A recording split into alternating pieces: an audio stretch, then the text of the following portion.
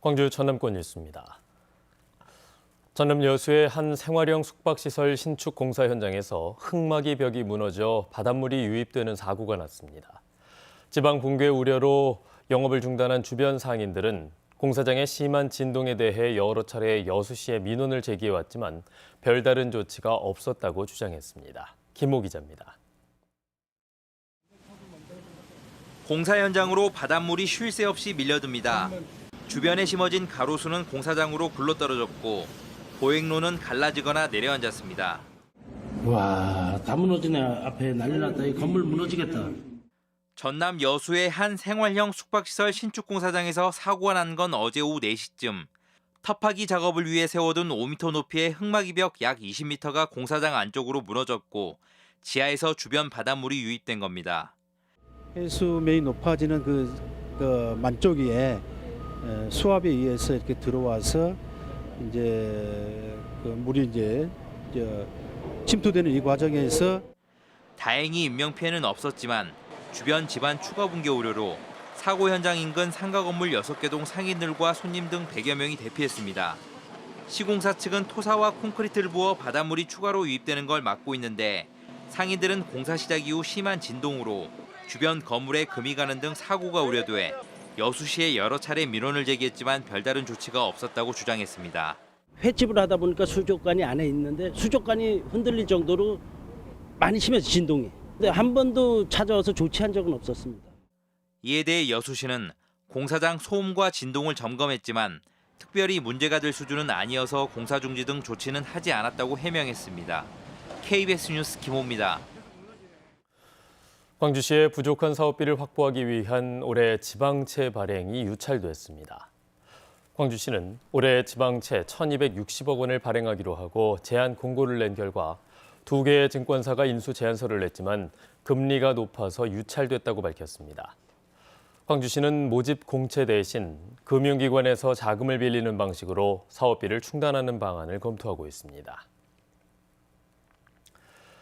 광주시가 매입한 옛 신양파크 호텔을 무등산 생태체험 문화공간으로 조성하는 방안이 확정됐습니다. 신양파크 호텔 공유화 사업 민관정위원회는 어제 회의를 열고 이같이 정하며 용역을 통해 건물 철거 여부를 포함한 부지 활용 방안을 검토하기로 했습니다. 광주시는 난개발을 막기 위해 지난해 369억 원을 들여서 해당 부지를 매입했습니다. 이태원 참사 애도 기간에 민주당 소속 전라남도 의회 일부 의원들이 당의 지침을 어기고 저녁 술자리를 가진 것으로 확인됐습니다. 심지어 이 자리에서 폭행 시비까지 있었던 것으로 드러나 논란이 커지고 있습니다. 박지성 기자입니다. 식당 안에서 파란색 점퍼를 입은 남성과 양복을 입은 남성들이 몸싸움을 벌입니다. 잠시 뒤 한 명이 밖으로 나가고 점퍼 차림의 남성이 황급히 뒤따라 나가더니 멱살잡이가 이어집니다.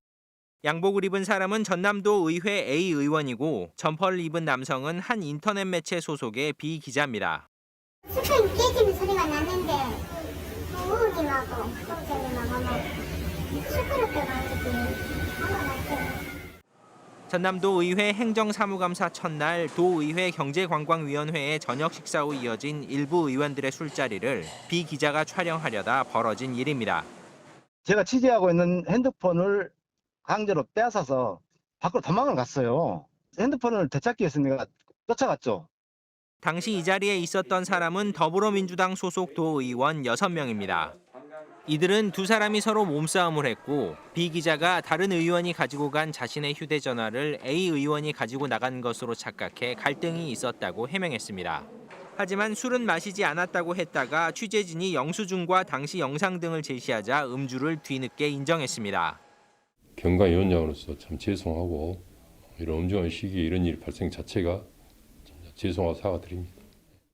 신정훈 민주당 전남도당 위원장은 애도 기간이 끝나면 진상을 조사해 해당 의원들을 징계하겠다고 밝혔습니다. KBS 뉴스 박지성입니다. 순천시의회가 외유성 논란이 일었던 해외 연수를 전면 취소했습니다. 순천시의회는 이태원 참사에 따른 사회적 분위기를 고려할 때 해외 연수 진행은 적절하지 않다고 판단해서 오는 7일로 예정된 연수를 취소했다고 설명했습니다.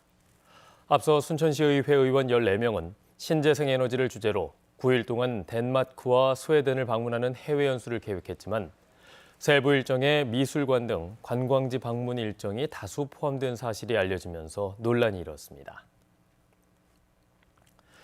광주시가 사망자 용어 사용으로 논란이 됐던 광주시청 합동분향소의 명칭을 이태원 참사 희생자 합동분향소로 변경했습니다. 광주시는 행정안전부의 지침에 따른 이태원 사고 사망자 명칭에 대한 사회적 논란이 계속되고 있는 점을 고려해서 이같이 결정했다고 설명했습니다.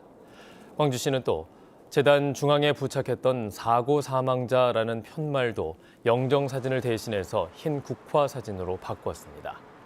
강기정 시장은 경찰 초기 대응 실패가 참사의 원인이라는 점이 분명해진 만큼 행안부도 다시 지침을 내려주길 바란다고 밝혔습니다. 순식간에 많은 인원이 몰리면서 안전사고로 이어지는 상황은 지역 축제나 행사장에서도 얼마든지 벌어질 수 있는 일입니다. 이에 따라 경찰과 소방이 다중운집시설에 대한 안전진단에 나섰고 광주시는 주최자 없는 행사에 대한 책임을 강화하는 조례 마련에 착수했습니다. 김정대 기자입니다. 광주경찰청이 광주소방본부와 함께 다중운집지역 안전진단에 나섰습니다. 스포츠 대회와 콘서트장으로 활용되는 대형 체육관을 비롯해 20여 곳이 대상입니다. 안전난간의 규격을 재고 소화시설 설치 여부 등을 확인합니다. 체육관에 가스라든가 화기 취급한 데가 있어요. 가스는 지금 지하실에.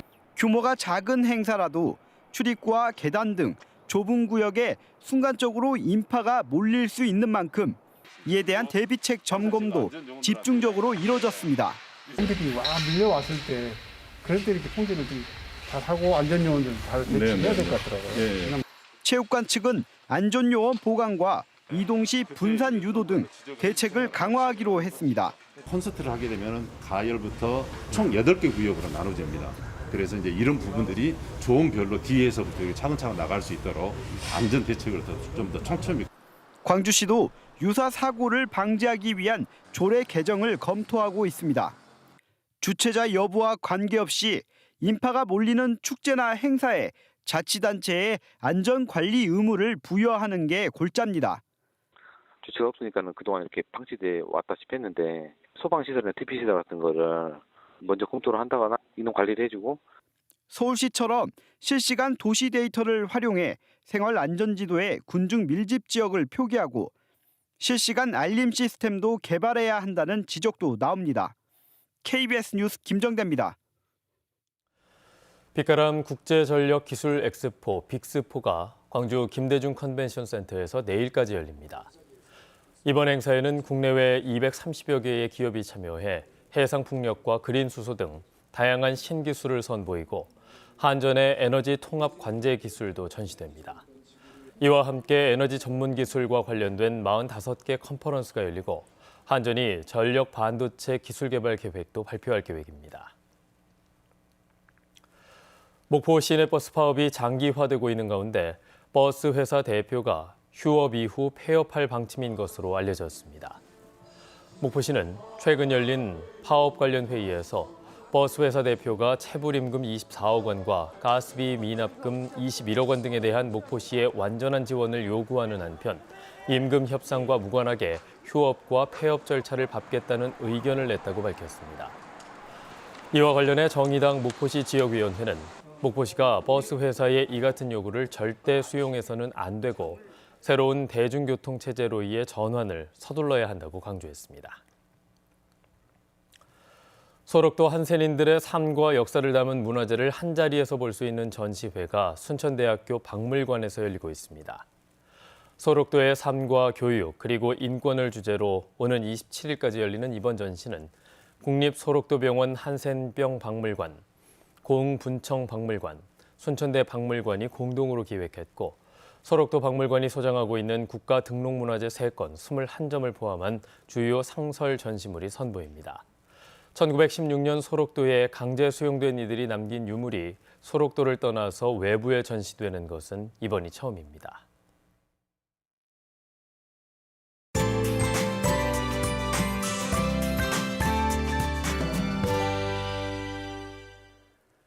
온화한 날씨가 이어진 한 주였지만 점차 북서쪽에서 찬 공기가 유입되면서 쌀쌀해지겠습니다. 오늘 아침 기온은 어제보다 3도가량 낮게 시작했고요. 일부 지역은 1도 안팎으로 춥습니다. 한낮 기온은 19도로 낮에는 여전히 온화하겠는데요. 다만 내일 낮 기온이 13도에 머물면서 오늘보다는 6도가량이나 뚝 떨어지겠습니다. 오늘은 외출하실 때 KF80 이상의 보건용 마스크 착용하시면 좋겠는데요. 오전 중에 광주는 초미세먼지 농도 나쁨 단계 예상됩니다. 내륙을 중심으로는 안개까지 짙게 끼어 있습니다. 가시거리가 보성과 나주 등은 현재 200m 안팎으로 짧아져 있습니다. 교통안전에 각별히 유의하셔야겠습니다. 다음 자세한 지역별 날씨입니다. 아침 기온 어제보다 1에서 8도가량이나 뚝 떨어졌습니다. 따뜻한 옷 챙겨 입으셔야겠고요. 한낮 기온은 화순이 20도로 선선하겠습니다. 여수의 낮 최고 기온 20도, 광양 22도로 어제와 비슷하거나 1에서 3도가량 낮겠습니다. 목포의 한낮 기온 18도, 영암 20도, 완도 21도까지 오르겠고요. 신안을 비롯한 도서 지역은 16도에서 18도가 예상됩니다. 바다의 물결은 전해상에서 비교적 잔잔하겠습니다. 기온이 점차 내려가면서 토요일 아침에는 광주의 아침 기온 3도까지 내려가 올가을 들어 가장 춥겠습니다. 날씨였습니다. 뉴스를 마칩니다. 여러분 고맙습니다.